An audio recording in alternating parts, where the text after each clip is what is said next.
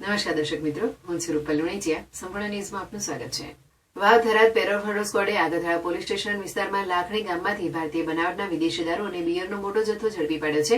એક સ્વિફ્ટ ગાડીમાંથી કુલ ₹1,037 બોટલોના ટીન મળી આવ્યા હતા, જેની કિંમત ₹2,82,278 અંદાજવામાં આવી છે. દારૂ ગાડી અને અન્ય મુદ્દામાલ સહિત કુલ ₹7,87,278 નો મુદ્દામાલ જપ્ત કરવામાં આવ્યો છે અને એક આરોપીની ધરપકડ કરવામાં આવી છે. પેરોલ ફર્ડો સ્ક્વોડે પોલીસ કર્મીઓ થરાદ પોલીસ સ્ટેશન વિસ્તારમાં પેરોલ ફર્ડો અને વચગાળાના જામીન પરથી ફરાર આરોપીઓની તપાસ કરી રહ્યા હતા. તે દરમિયાન બાતમી મળી હતી. બાતમી મુજબ એક સ્વિફ્ટ ગાડીમાં દારૂ ભરીને લવાણાથી લાખણી તરફ આવવાની હતી. આ બાતમીના આધારે પેરોલ ફર્ડો સ્ક્વોડના સ્ટાફે લાખણીના ડિગરાજ માતાજીના મંદિર પાસે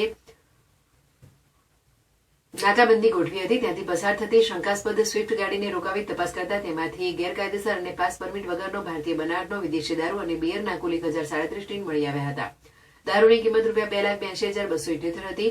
પોલીસે દારૂ ગાડી અને અન્ય મુદ્દામાલ સહિત કુલ ₹7,87,278 નો મુદ્દામાલ જપ્ત કર્યો હતો. આ કેસમાં કલ્પેશ લુહાર રહેઠાણ લુહારવાસ દેવદર નામના આરોપીની ધરપકડ કરવામાં આવી છે. આરોપી વિરુદ્ધ પ્રોહિબિશન એક્ટ અને MV એક્ટ હેઠળ આગથાળા પોલીસ સ્ટેશનમાં કાયદેસરની કાર્યવાહી હાથ ધરવામાં આવી છે.